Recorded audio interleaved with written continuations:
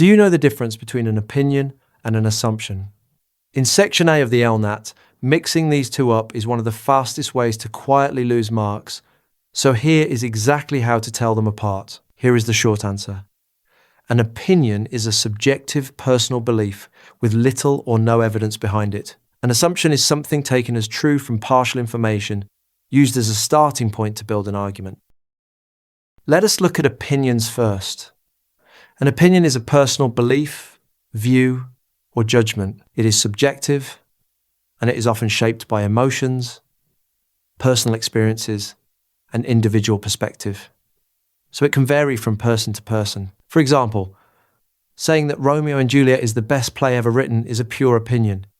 It rests on individual taste, and there is simply no proof you could point to that would settle the matter. Here are two more. Claiming the government should spend more on education than the military is a viewpoint based on personal values.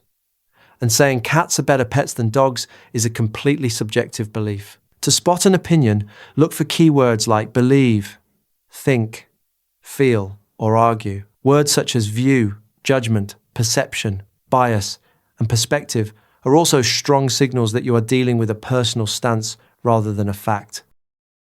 Now let us turn to assumptions. An assumption is something accepted as true based on the partial information available. In logic and critical thinking, it is a basic premise, a starting point taken as true in order to build an argument or reach a conclusion. An assumption can also be a generalization, an inference, or an estimation made from limited data. In that sense, it is really just an educated guess, often used to simplify a complex situation or to fill in the gaps in incomplete information. For example, if a traveller reads a news article about rising crime in a city and concludes the entire city is unsafe, that is an assumption. It is a generalization drawn from limited information, ignoring the areas that may be perfectly safe. Here is another. If a character is described as wearing glasses and a reader assumes that person is intelligent or studious, that is a stereotype-based assumption made with no actual evidence about the character at all. To spot an assumption, look for keywords like assume, presume, infer, imply, suppose, or take for granted. Assumptions tend to be broader and more general, and they are treated as fact rather than as a matter of personal taste. So how do you separate the two under exam pressure? Start with the evidence. If a statement is supported by partial data or examples in the passage, it is far more likely to be an assumption than an opinion. Next, analyze the author's tone.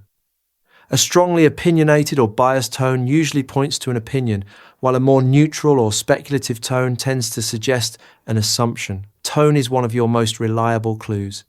Then check the logical structure. If the statement is being used as a basic premise, a foundation on which an argument or conclusion is built, then it is almost certainly an assumption rather than a personal opinion. Pay close attention to qualifiers too. Opinions often use hedging words like might, could, possibly, or in my view, to signal personal uncertainty. Assumptions typically lack these qualifiers because they are simply taken for granted. There is one more distinction worth remembering. Assumptions tend to be broad and general, whereas opinions are usually more specific and focused on one particular aspect of the topic. That breadth versus focus test can break a tie. Now here is the trap. LNAT questions will not always use the words opinion or assumption. You have to read each question carefully and work out what it actually wants you to identify before you go hunting in the passage. An opinion question might ask which statement best represents the author's opinion or how their opinion evolves through the passage. An assumption question might ask which underlying assumption the author makes, or which assumption they challenge.